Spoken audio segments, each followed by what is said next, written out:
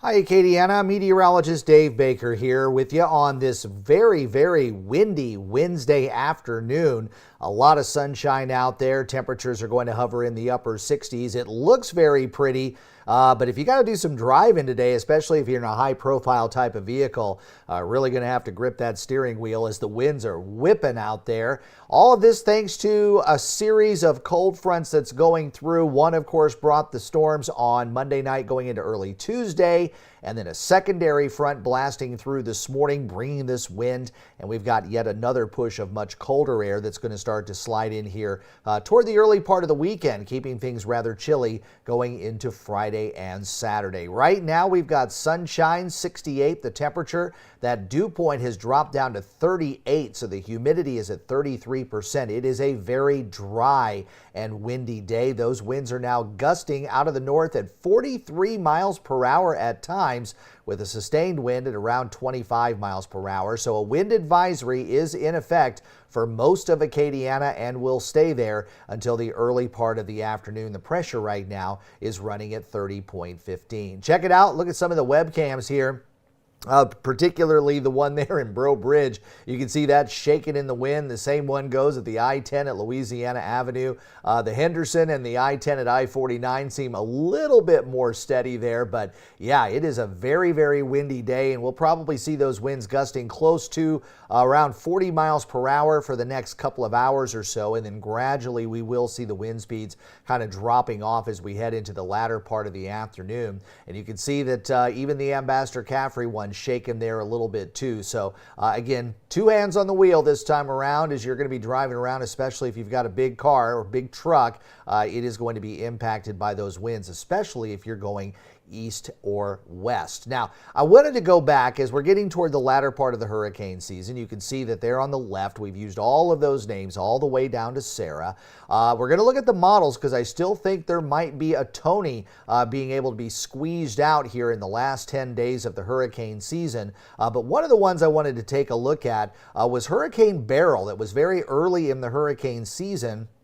Beryl became a devastating Category 5 storm, striking the Caribbean, the Yucatan Peninsula, the Gulf Coast as well in late June and early July.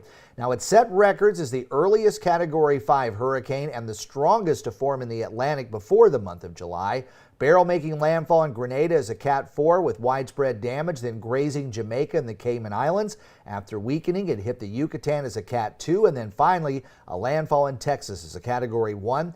That storm causing 73 fatalities with severe flooding and widespread power outages and a massive tornado outbreak in Texas. Those damage estimates so far have exceeded $8 billion. And what was crazy about Hurricane Beryl is that was the one that came so early in the season.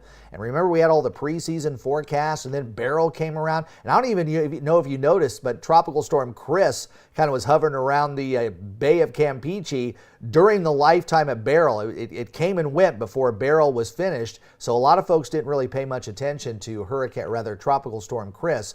But Beryl being early in the hurricane season and then going up to Cat 5 so early like that, it's kind of reinforcing some of those early season forecasts of a robust season. And then after Beryl and Chris was done, everything shut down for about 5 weeks. And then during the months of August, we only ended up getting 2 more. And then finally, things really started to pick up. So we're catching up there at the end of the season and getting a little bit closer to some of those hurricane forecasts. If we get Tony, that would be the 19th named storm of the hurricane season. So a real quick look, I wanted to show you the U.S. satellite. Again, that frontal boundary that's bringing us all the wind is right about in there. It's coming through a little bit farther to the south, maybe about like that right now. But it is going to continue to keep things rather windy. Our initial front is down here, and it's moving into the Caribbean Sea. And then we've got yet another front that's up here to the north, and this one is going to be heading southward and kind of reinforcing the cold air that's already in place. So with this series of fronts, I think the front itself, the borderline between the dry and cool air and the warm tropical air, is going to settle down here in parts, boy, if this thing would work, parts of the western part of the Caribbean, and we're going to be seeing the possibility of a bit of a low pressure area developing along that front farther down the road. By the way, this low that's up here is going to be cruising off toward the southeast and then eventually out into the Atlantic Ocean like that. and it's bringing so much cold air that we've got winter weather advisories as far south as Gatlinburg, Tennessee, believe it or not, as that cold air comes in. And this is going to be the possibility of some snow in the central and southern part of the Appalachian Mountains. And then the west coast has gotten hammered as well. I wanted to show you this just for fun. This is not a hurricane that's out in the Pacific. This is just a classic low pressure center that's here off of the coast of British Columbia. It was a little bit farther to the south off the Oregon and Washington coast yesterday, bringing just some incredible wind and also an incredible amount of moisture. You can see right here that flow. That's that atmospheric river. You've probably been hearing that a little bit more in the news. It's also called the Pineapple Express because the source of this moisture is all the way over in Hawaii. So what's unreal though is that low that's right here in the western or in the northern part of the Pacific. I want to say that the pressure dropped down to about 939 or 940. That would be the equivalent of a Category 4 hurricane in the Atlantic Ocean. So quite the system that's there off toward the west. Well, we are looking at those winds, and of course that's going to cause some problems in the offshore waters too. You guys are probably rocking and rolling on some of the platforms that are out there, and also not a very good day for boating as we've got a small craft advisory in effect, but their skies are clear as that front continues to kind of slide off toward the south. You can kind of pinpoint where it is right about in there with some of those clouds that are kind of streaming off toward the south. The initial front is way down here. So the combination of both of those is going to be settling down into portions of the Western Caribbean. And as it does, there's a possibility we could see a bit of a low pressure area develop on the tail end of that front. That's something that we kind of watch out for during the month of June and July in the Gulf of Mexico. When you still are able to get a front to come southward, sometimes you can get a low pressure area to develop on that front, and eventually it can become a tropical system. So that's what we're looking at, maybe a little bit farther down toward the south. But right now, the Caribbean Sea is generally clear, and we don't have any issues out there. Maybe a bit of a monsoonal low that's trying to develop there over the northern coast of Colombia. And as we look at the rest of the tropical Atlantic, everything relatively quiet. You've got a little bit of moisture trying to work its way about halfway between Africa and the Caribbean islands there off toward the east, but really not a whole lot to be watching by the National Hurricane Center, at least at this point. But water temperatures, believe it or not, are still warm enough to support tropical activity in much of the Caribbean and also even the central and southern part of the Gulf of Mexico, although those temperatures are starting to get closer to 80 and 81 degrees rather than like 80 to 88 or 89 like it was during the peak of the summer. Those waters are still quite warm. And those waters were quite warm at the very beginning of the hurricane season, and that's part of the reason why Hurricane Beryl was able to make its way as a Category 5 hurricane, one of just 2 Category 5 hurricanes this season, Milton being the other one just a few weeks ago. That tropical cyclone heat potential is still quite high there south of Jamaica and Cuba, as well as the Dominican Republic. So we'll watch that as the potential for some extra fuel for anything to try to develop down there toward the south. But again, this isn't going to be until sometime next week at the earliest. And the wind shear across much of the Caribbean is light to moderate right now. So with the warm water temperatures and also the high ocean heat content and the relatively low wind shear, if that front can settle down to the south, there is a chance that we could see something try to spin up here over the next several days. So let's just go ahead and go through the models here. The GFS going out 10 days, again showing a lot of that moisture trying to build there in the southern part of the Caribbean Sea, and you even see a little bit of a low pressure area kind of develop there briefly. I'll let it reset here, and you see at first the front kind of pushing down toward the south, and then we get a little bit of a low that tries to develop right about in there, and then that low kind of cruising off toward the northeast, which is that's basically where most of your November systems that develop out here, they usually tend to move off toward the northeast. So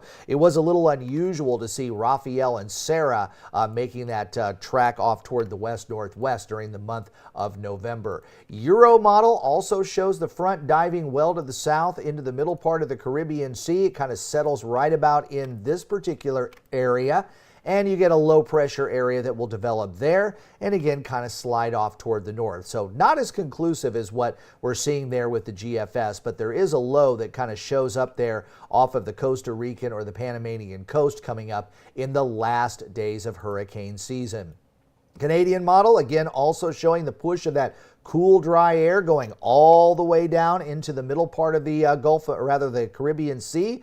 A bit of a low pressure area tries to develop there, but instead of any kind of a drift anywhere, it just kind of settles its way down into Central America. Unfortunately, those folks have already dealt with enough tropical weather, and of course with all the flooding that they had with Tropical Storm Sarah last week. The last thing we want to see is something stalling out over Central America. And then finally, the Icon model does show a low pressure, kind of a broad area of low pressure developing on the tail end of that front. And you'll see that there in those last few frames there off the Colombian coast. And there's that low, kind of off the Colombian, Panamanian, Costa Rican, Nicaraguan coastline there in the very far southern part of the Caribbean Sea. That only going out 7 days, so we'll kind of have to see what the Icon comes up with as we go into the future. But at least there's a hint there that that frontal boundary is going to dive all the way down to the south. And if you can get a low pressure area to develop, there's some high ocean heat content. There's some very warm waters in those areas. And also the wind shear is forecast to be relatively low in that part of the world. So there's at least a little bit of a chance that we could end up with a Tony before the hurricane season ends in just 10 days. Now, the Hurricane Center is not showing any activity developing over the next 7 days. And if you look at those models, most of the low pressure development there is beyond 7 days. So we'll kind of have to wait and see what the National Hurricane Center talks about here coming up in the next few days. But the new Global Tropics Hazard Outlook that covers week 2 and week 3 really doesn't show anything. I was kind of surprised. I was thinking we were going to see a little bit of a bullseye there, maybe in the southwestern part of the Caribbean Sea, but that so far has not happened. This is a brand new map that came down yesterday, and this is the first time you and I are seeing it here on a Wednesday. So we'll just kind of watch that area, but at the very least, we have no issues for North America, the Gulf Coast, the East Coast. We're in good shape all across there. I think we're pretty much done with hurricane season for the United States and most of Mexico, but parts of Central America, maybe Jamaica, Cuba, the Dominican Republic, Haiti, Bahamas, and Puerto Rico still might have a chance of seeing something in their neighborhood here in the next couple of weeks. Will we see Tony? We'll just have to wait and see. Well, that's what I've got for you on this Wednesday afternoon. Like this video, subscribe to my channel, turn on those notifications too. Also, don't forget you can hear my daily forecasts on Big 102.1, Planet Radio 106.7, and Freedom 95.1. And between all of those forecasts, you can follow my social media pages both on Facebook and X. And make sure you're a subscriber, like a little over 3,300 folks have already done right here on Acadiana Weather Today. I was checking some of my status since this channel began. I've had almost a little over 90,000 views. Thank you so much. I can't put this channel together without the help from you, the viewers. Well, I hope you have a great day. I'm Meteorologist Dave Baker. I will see you on Thursday.